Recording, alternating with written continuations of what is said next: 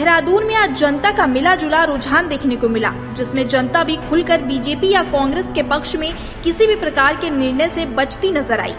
उत्तराखंड में आगामी विधानसभा चुनाव से पहले बीजेपी, कांग्रेस और आम आदमी पार्टी व अन्य सभी पार्टियों ने अपने सभी प्रत्याशियों की सूची जारी कर दी है, जिसको लेकर उत्तराखंड में चुनावी मिजाज का इस बार कुछ अलग ही स्वरूप दिख रहा है, जिसमें पिछली बार कांग्रेस छोड़कर भाजपा में आए कई नेता वापस केंद्र का दरवाजा खटखटाने लगे हैं।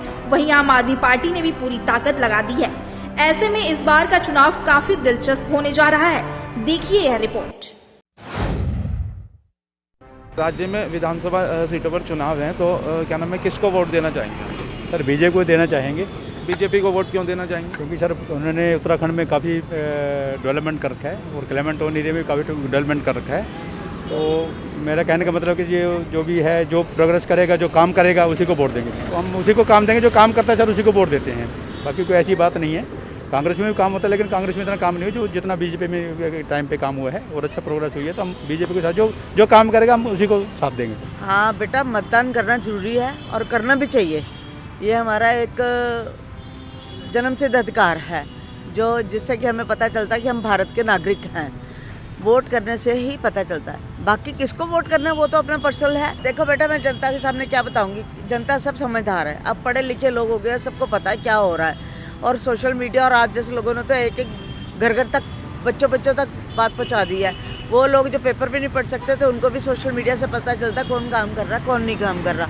वोट किसको देना है, मैं अब आप हालत देख रहे हैं 5 सालों में क्या करा।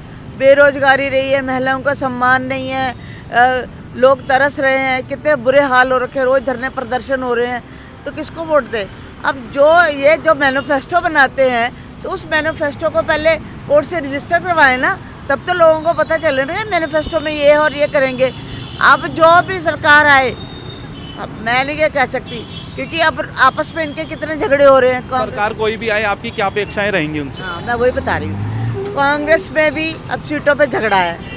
जो इतने सालों से काम कर रहे हैं, चाहे कांग्रेस है, चाहे बीजेपी है, चाहे कोई और क्षेत्रीय दल है, तो वो उन लोगों को क्यों नहीं टिकट देते जो इतने सालों से काम कर रहे हैं। और जो नए लोग आएंगे फिर वो जनता की सुनते हैं। अभी तो सबके वो पैर पकड़ रहे कि वोट हमें दो, और जब वोट दे दो उसके बाद वो फ़ोन नहीं उठाते, चाहे कोई नेता हो, चाहे कोई भी विधायक हो, कोई नहीं उठाता। तो हमारी तो अपेक्षा ये है कि बेरोजगारों को रोजगार दो। मैं अगर प्रदेश की मुखिया हूँ तो मैं पैसा तो तभी दूंगी ना, जनता से लूट के तो दूंगी मैं पैसा जनता को। मैं कोई किसी की बात नहीं कर रही। जो आम आदमी पार्टी कहती है 1000 रुपये देंगे, या कोई पार्टी कहती है कि हम बिजली पानी फ्री कर, कैसे फ्री कर दोगे? कहाँ से पैसा आएगा? अगर तुम वो फ्री कर रहे हो, वही तुम हॉस्पिटल खोलो ना। हॉस्पिटल की कितनी परेशानियाँ, पहाड़ से पलायन हो रहा है, स्कूलों की कितनी परेशानियाँ, यूनिवर्सिटीज़ नहीं है, बच्चों के पास काम नहीं है। अगर कोई तुम पहाड़ पे ये सारा ऊपर जाके पहाड़ों पे स्कूल खोलो, हॉस्पिटल खोलो, वहाँ लोगों को नौकरी तो मिलेगी ना, पलायन नहीं होगा। कोई भी सरकार हो, चाहे बीजेपी हो चाहे कांग्रेस हो, बीजेपी की सरकार में महंगाई रही है, बहुत महंगाई रही है, बेड़ा गर्क करके रख दिया इन्होंने देश का। तो क्या कर रहे हैं ये? अब जो भी पार्टी आएगी सत्ता में, तो इन बातों का पहले ध्यान दे दे, नहीं तो कोई नहीं जीतने वाला है। जो उत्तराखंड की बात करेगा, उत्तराखंडियत की बात करेगा, उत्तराखंड के कुछ मुद्दों को खास, जैसे पलायन का मुद्दा है, शिक्षा का मुद्दा है, स्वास्थ्य का मुद्दा है, रोजगार का मुद्दा है।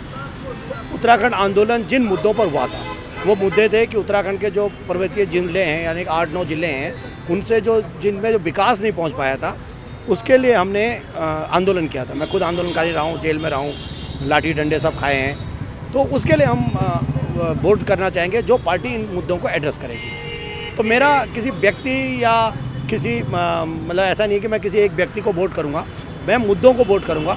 और मैं ये भी चाहूँगा कि इस चुनाव के अंदर बाकी लोग भी मुद्दों की राजनीति करें और मुद्दों पर वो खड़े। मेरी अपेक्षा ये रहेगी कि पर्वतीय जिलों में विकास पहुँचे। एक दूसरी बात हुई कि जो हमारा पूरे 70 साल का विकास है, तो जो मॉडल है, वो मॉडल पक्की बात है कि पर्वतीय क्षेत्रों में नहीं पहुँच पाया, इसका मतलब फेल हो गया है। तो हमको कोई नया मॉडल क्रिएट करना चाहिए। उस नए मॉडल के लिए अगर कोई बात करता है तो उसको हम वोट करना कोशिश करेंगे, और ऐसे लोगों को चाहेंगे। यही सरकार से मैं अपेक्षा रहेगी कि एक नया मॉडल डेवलप करे, शिक्षा, स्वास्थ्य, रोजगार की जो बातें हैं उनको करे। जब ये वहाँ हो जाएंगी तो अपने आप वहाँ पे पलायन खत्म हो जाएगा, और वही हमारी लड़ाई है। हमारी तो खुली एक तरफा सपोर्ट है, एक ही नारा, एक ही नाम, जय श्री राम, जय श्री राम।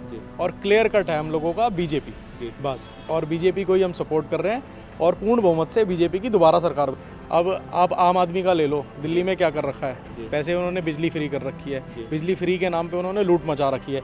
200 यूनिट तक तो फ्री कर रखी है, लेकिन 201 यूनिट अगर हो जाएगी तो पूरे 201 यूनिट के पैसे देने पड़ते हैं कंज्यूमर को। तो ये तो फिर बिल्कुल खुलेआम ये तो मतलब इसको ये कह सकते हो कि एक षड्यंत्र है ये जो आम आदमी पार्टी रच रही है। और उत्तराखंड में आम आदमी पार्टी क्या करना चाह रही है, आम आदमी पार्टी ये चाह रही है उत्तराखंड में कि यहाँ के लोगों को, यहाँ की जनता को बहकाना चाह रही है कि ये फ्री दे देंगे, लेकिन कांग्रेस भी देखो कांग्रेस तो कहीं काउंटिंग में ही नहीं है, कांग्रेस तो उत्तराखंड में कहीं काउंटिंग में ही नहीं है। और आम आदमी एक षड्यंत्र रच रही है, सिर्फ यहाँ की जनता को बहकाना चाह रही है कि जो कि यहाँ की जनता बहकने वाली नहीं है, क्योंकि उत्तराखंडी जो है अपने आप पर विश्वास